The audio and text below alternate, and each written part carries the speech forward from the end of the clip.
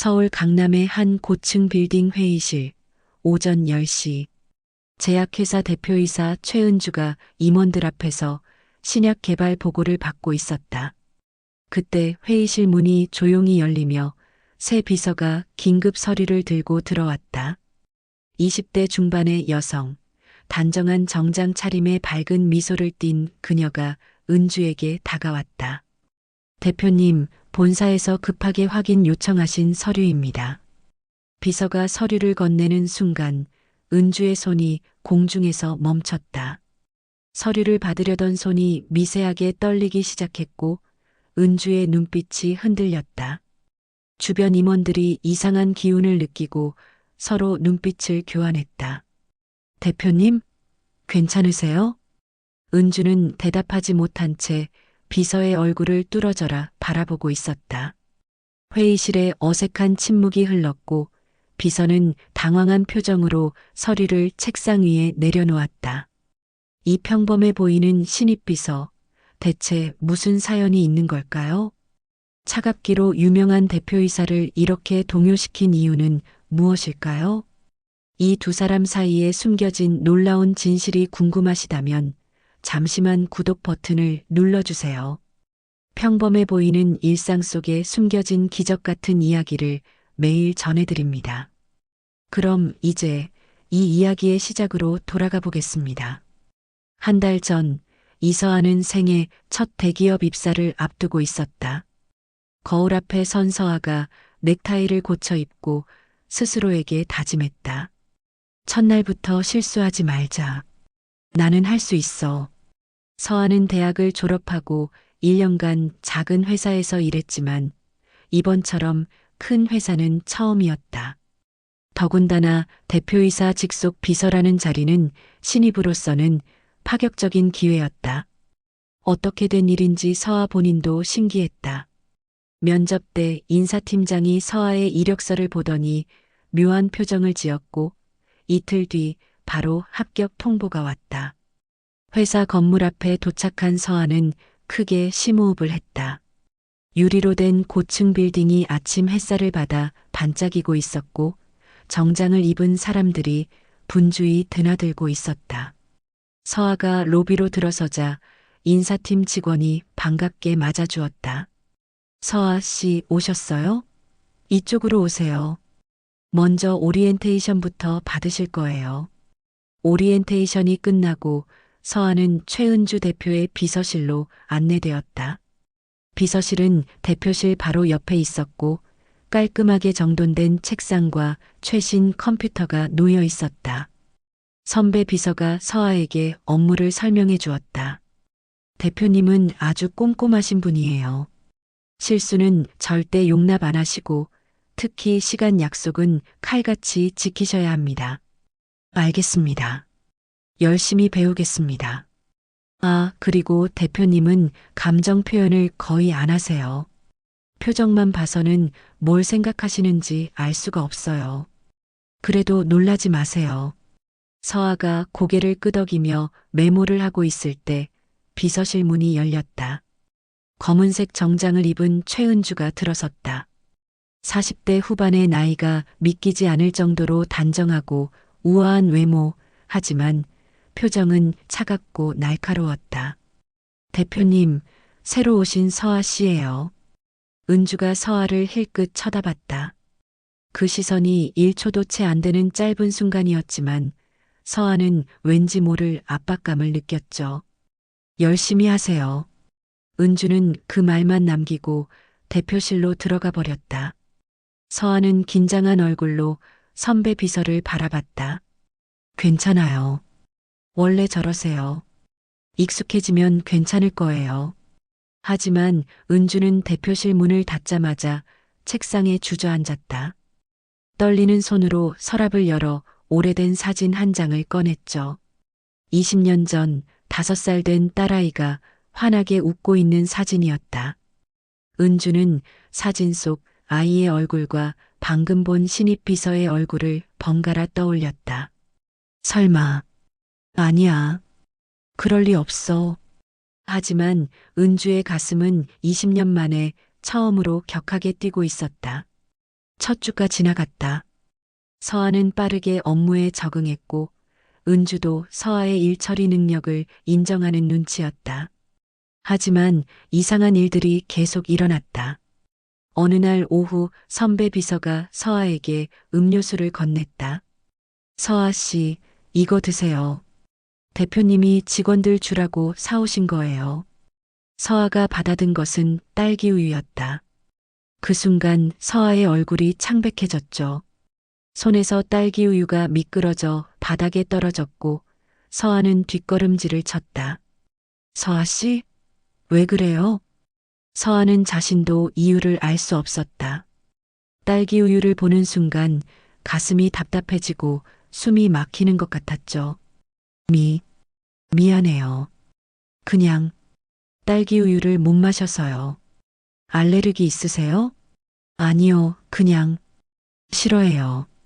서아는 어릴 적부터 이유 없이 딸기 우유를 극도로 싫어했다. 양어머니가 몇 번이나 권해도 거부했고 심지어 딸기 우유 광고만 봐도 불안해졌죠. 그 모습을 대표실 문틈으로 지켜보던 은주의 눈에 눈물이 맺혔다. 20년 전 5살 하은이가 딸기 우유를 마시다 살에 들린 적이 있었다. 그날 이후 아이는 딸기 우유만 보면 울면서 거부했다. 은주는 입술을 깨물며 주먹을 꽉 쥐었다. 하은아, 정말 너니? 그날 밤 은주는 오랜만에 딸의 방에 들어갔다. 20년 동안 그대로 보존해둔 방이었죠. 작은 침대, 분홍색 커튼, 선반 위에 토끼 인형. 은주는 토끼 인형을 껴안고 흐느꼈다. 하은아, 엄마가 너를 지키지 못해서 미안해. 하지만 은주의 마음 한구석에 작은 희망이 싹트고 있었다.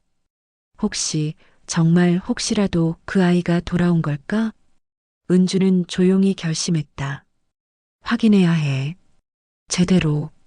다음 날 은주는 조심스럽게 계획을 세우기 시작했다. 입사 2주차 서아는 은주로부터 특별한 지시를 받았다. 서아 씨, 오늘 퇴근 후에 제 집으로 와주세요.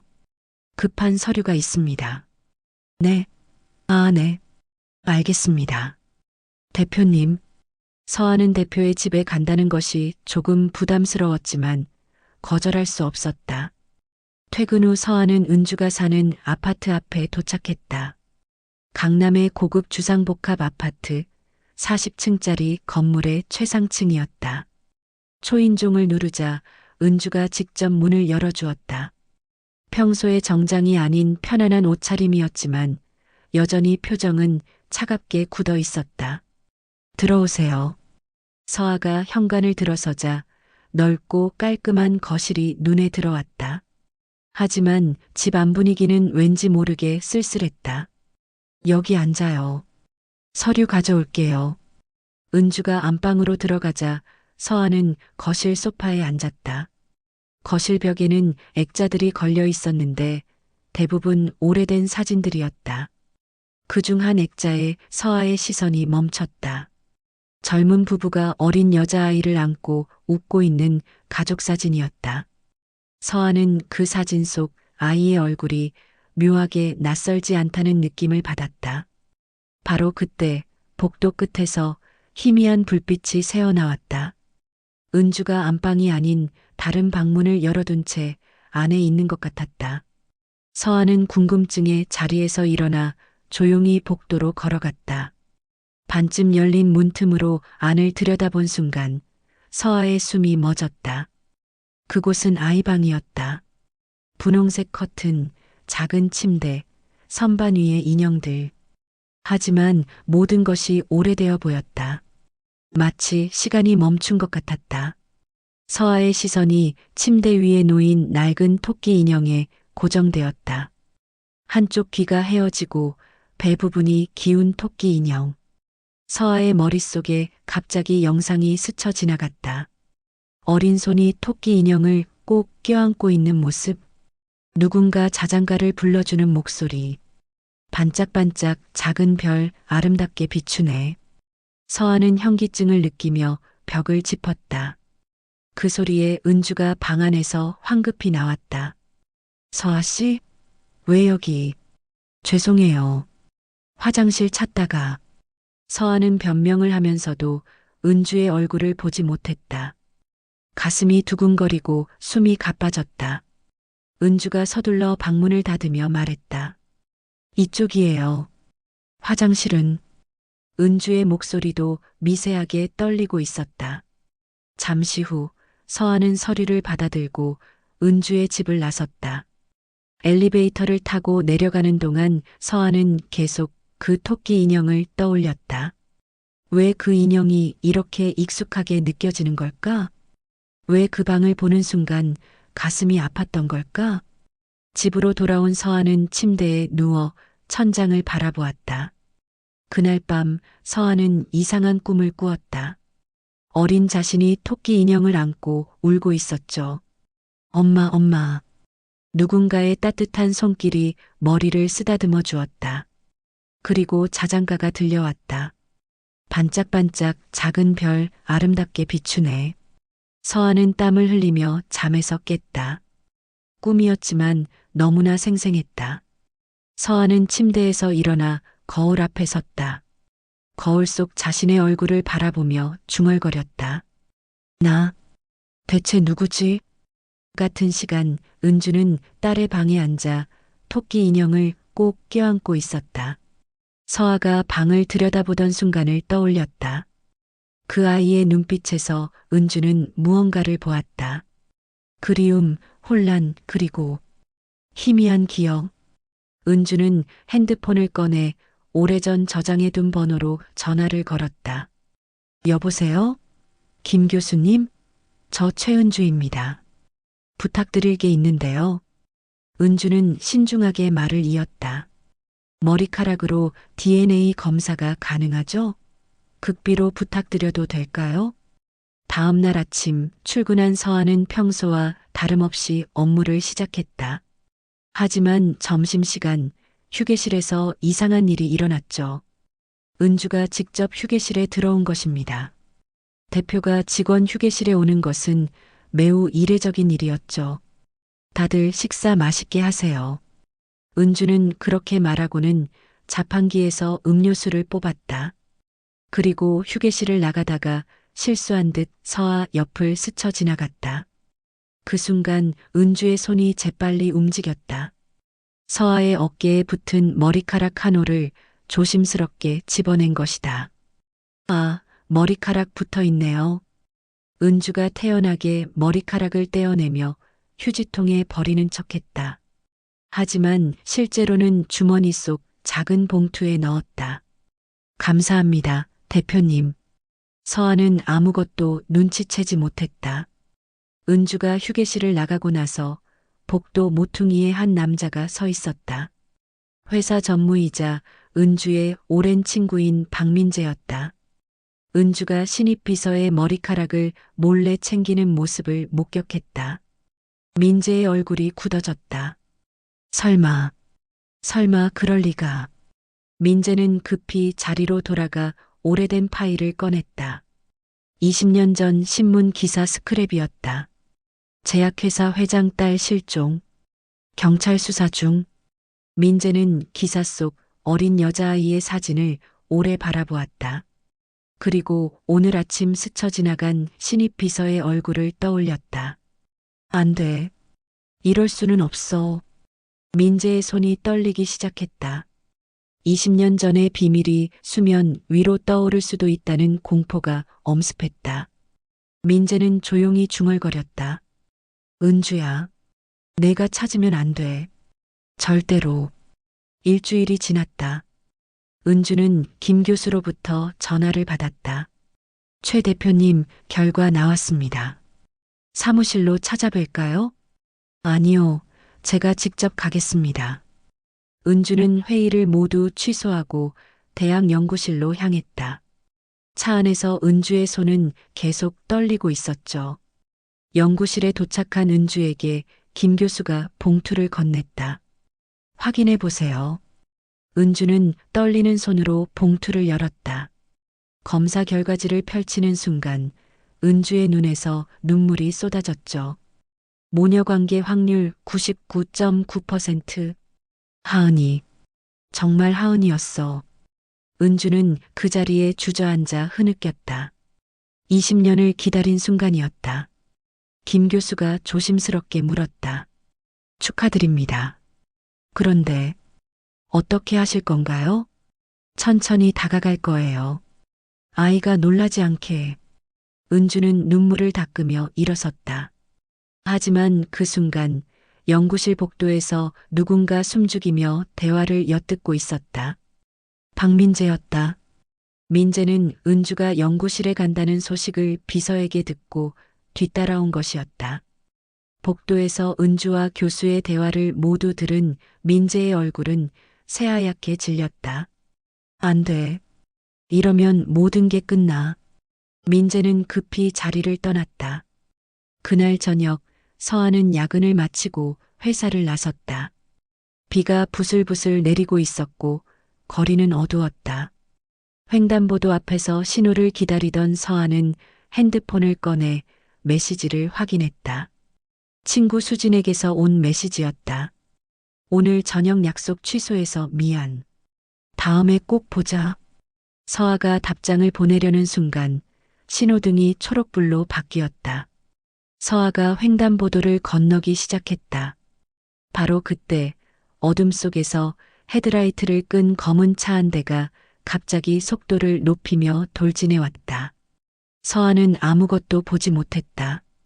차가 서아를 향해 1미터도 남지 않은 순간 누군가 서아를 힘껏 밀쳐냈다. 서아는 비명도 지르지 못한 채 인도로 굴러떨어졌고 대신 그 사람이 차에 부딪혔다. 쿵! 둔탁한 소리와 함께 몸이 공중으로 튕겨 올라갔다. 차는 그대로 도주했고 비 내리는 도로 위에 한 사람이 쓰러져 있었다. 서아가 비틀거리며 일어나 그 사람에게 달려갔다. 네, 대표님? 쓰러진 사람은 최은주였다. 은주는 서아가 퇴근하는 길에 우연히 같은 곳을 지나가다가 돌진하는 차를 보고 몸을 던진 것이었다. 대표님, 정신 차려요. 대표님. 서아가 울먹이며 은주를 흔들었다. 은주가 희미하게 눈을 떴고 피가 섞인 입술로 미소 지었다. 다행이다. 내가 무사해서 구급차를 불러요. 빨리. 주변 사람들이 우르르 몰려들었고 누군가 구급차를 불렀다. 그때 인파 뒤에서 한 남자가 창백한 얼굴로 그 광경을 지켜보고 있었다. 박민재였다. 민재의 손은 부들부들 떨리고 있었고 입술은 파랗게 질려 있었다. 내가 무슨 짓을. 구급차가 도착했고 은주는 병원으로 실려갔다. 서아도 함께 구급차에 올랐죠. 구급차 안에서 서아는 은주의 손을 꼭 잡았다. 왜 저를 구하신 거예요? 은주가 가느다란 목소리로 대답했다. 너는 소중한 사람이니까. 무슨 말씀이세요? 저는 그냥 비서인데. 아니야. 넌. 은주가 말을 잇지 못하고 의식을 잃었다. 서아가 다급히 소리쳤다. 대표님, 정신 차려요.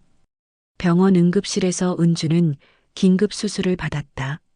서아는 수술실 밖에서 초조하게 기다렸죠. 2시간 후 담당 의사가 나왔다. 보호자분이신가요?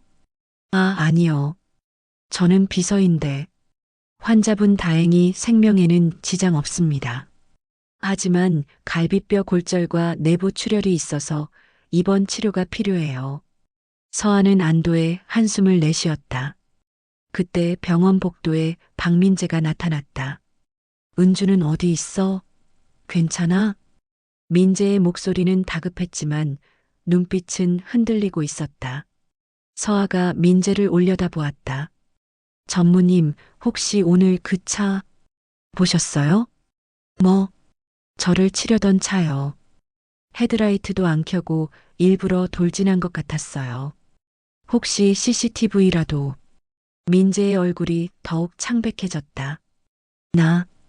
나는 몰라. 아무것도 못 봤어. 민재는 황급히 자리를 떴다. 복도 끝에서 민재는 벽에 등을 기대고 주저앉았다. 두 손으로 얼굴을 감싸쥐며 떨리는 목소리로 중얼거렸다. 미안해. 은주야. 미안해. 그 순간 민재의 핸드폰이 울렸다. 발신자는 운전기사였다. 민재는 떨리는 손으로 전화를 받았다. 전무님 실패했습니다. 다른 사람이 막아서서. 그만해. 이제 그만하라고.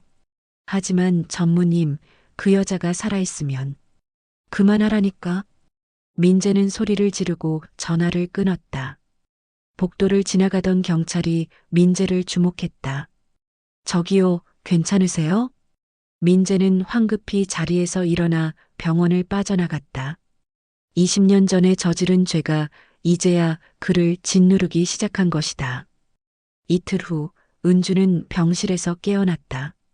첫 번째로 본 것은 침대 옆 의자에서 졸고 있는 서아의 모습이었다. 서아는 이틀 동안 단 한 번도 병실을 떠나지 않았다. 은주가 희미하게 미소 지으며 서아의 손을 잡았다. 그 느낌에 서아가 눈을 떴다. 대표님, 깨어나셨어요? 응. 너는 집에 안 가고. 걱정돼서요. 저 때문에 다치신 건데. 은주가 서아의 얼굴을 한참 바라보았다. 그리고 떨리는 목소리로 입을 열었다. 서아 씨, 아니. 나 할 말이 있어. 네. 너의 본명이 뭐니? 서아는 잠시 망설이다가 대답했다. 이서아예요. 하지만 양부모님께 들었는데 제 원래 이름은 아니래요. 은주의 눈에서 눈물이 흘러내렸다. 너 5살 때 기억나니? 서아는 고개를 저었죠. 기억이 없어요. 양부모님 말로는 5살 때 길을 잃은 채 발견됐대요. 기억상실이었다고. 은주가 서아의 손을 두 손으로 꼭 잡았다. 하은아, 너는 최하은이야. 내 딸. 서아의 눈이 커졌다. 무슨 말씀이세요? 은주는 떨리는 손으로 핸드백에서 낡은 사진을 꺼냈다. 20년 전 가족 사진이었다. 이게 너야. 5살 때 내 모습이야. 서아는 사진 속 아이의 얼굴을 바라보았다. 그 순간 머릿속에서 무언가가 터지듯 쏟아져 나왔다. 엄마가 자장가를 불러주던 목소리, 토끼 인형을 안고 자던 분홍색 방, 딸기 우유를 마시다 살에 들려 울던 기억, 그리고 놀이터에서 누군가가 자신을 데려가던 순간 서아의 눈에서 눈물이 쏟아졌다. 엄마, 엄마, 하은아, 우리 하은이. 은주가 서아를 끌어안았고 두 사람은 20년 만에 처음으로 모녀로 껴안았다. 복도에서 이 광경을 지켜보던 민재가 벽에 등을 기댔다. 그의 얼굴에는 눈물이 흐르고 있었다. 민재는 천천히 병실로 들어갔다. 은주, 나 할 말이 있어. 은주와 서아가 민재를 바라보았다. 민재는 무릎을 꿇었죠. 미안해. 모두 내 잘못이야. 민재가 떨리는 목소리로 20년 전 이야기를 시작했다. 나는 은주를 많이 사랑했어. 하지만 은주는 너의 아빠만 사랑했지. 은주의 얼굴이 굳어졌다. 민재, 설마. 나는 너무 아팠어. 그래서 복수하고 싶었어. 은주, 내가 가장 소중히 여기는 걸 빼앗고 싶었어. 민재는 고개를 떨구며 계속 말했다. 그날 놀이터에서 하은이를 데려갔어. 하지만 차 안에서 잠든 하은이를 보니 차마 해칠 수가 없었어. 그래서 멀리 떨어진 마을에 두고 왔어. 서아가 떨리는 목소리로 물었다. 그럼 제 양부모님은? 민재가 은주를 바라보았다. 그건 은주가 한 일이야. 민재가 이야기했다. 경찰도 못 찾는 널 은주는 필사적으로 찾아다녔어. 사설 탐정, 병원, 고아원, 모든 곳을 뒤졌지. 그러다 기적처럼 너를 발견했어. 착한 부부가 너를 임시로 보호하고 있었지. 그럼 왜 바로 데려오지 않으신 거예요? 은주의 눈에서 눈물이 흘렀다. 너는 나를 기억하지 못했어. 날 보고 무서워했어. 낯선 사람을 보듯이. 은주가 흐느끼며 말을 이었다. 그래서 결정했어. 내가 안정을 찾을 때까지 지켜보기로. 그 부부에게 매달 돈을 보내며 널 잘 키워달라고 부탁했어. 내가 대학 갈 때까지 돕고 있었는데 양부모가 사고로 돌아가신 뒤 너를 찾을 수가 없었어. 그 뒤로 너를 얼마나 찾아다녔는지 모른단다. 그럼 제가 이 회사에 온 것은요? 은주가 고개를 끄덕였다. 신입사원 뽑을 때 너의 이력을 봤어. 사진도 똑같고 너가 어렸을 때 다녔던 학교가 똑같아서 우리 딸이라 생각하고 너를 곁에 두고 싶어서 면접도 없이 뽑았단다. 서아는 모든 진실을 알게 된 순간 무릎이 꺾이듯 주저앉았다. 은주가 서아를 일으켜 세우며 말했다. 미안해, 하은아. 엄마가 늦었어. 20년이나 늦었어. 아니에요, 엄마. 엄마는 한 번도 절 버린 적이 없었어요. 두 사람은 다시 한번 껴안았다. 민재는 그 모습을 보며 조용히 병실을 나갔다. 복도에서 기다리던 경찰에게 민재가 말했다. 유괴범은 저입니다. 체포해 주세요. 며칠 후 은주는 퇴원했다. 서아는 은주의 집으로 이사를 했고 20년 만에 딸의 방에 불이 켜졌다. 은주가 서아의 짐을 정리하는 것을 도우며 말했다. 이제 정말 돌아왔구나. 네, 엄마. 저 이제 어디도 안 가요. 두 사람은 창밖을 바라보았다. 저녁 노을이 아름답게 물들어 있었고 20년간 끊어졌던 인연이 다시 이어진 순간이었다. 은주가 조심스럽게 물었다. 양부모님, 보고 싶지? 보고 싶어요. 그분들도 제 부모님이니까. 산소에 인사드리러 같이 가요. 물론이지. 그분들께 감사드려야지. 내 딸을 이렇게 훌륭하게 키워주셨는데. 서아가 은주의 손을 꼭 잡았다. 엄마 사랑해요. 나도 사랑해, 하은아. 20년 동안 한 번도 단 하루도 너를 사랑하지 않은 적이 없단다. 저녁 식탁에 두 사람의 자리가 마련되었다. 20년 만에 다시 울려 퍼지는 웃음소리. 끊어질 것 같았던 인연은 결국 다시 이어졌다. 사랑은 시간도 기억도 초월한다는 것을 증명하듯이 끊어진 줄만 알았던 인연은 조용히 그러나 단단하게 이어져 있었다. 시간이 흘러도 기억이 흐려져도 사랑만은 사라지지 않았다. 사랑은 시간을 초월합니다. 끝. 재미있게 들으셨다면 구독과 좋아요 부탁드립니다.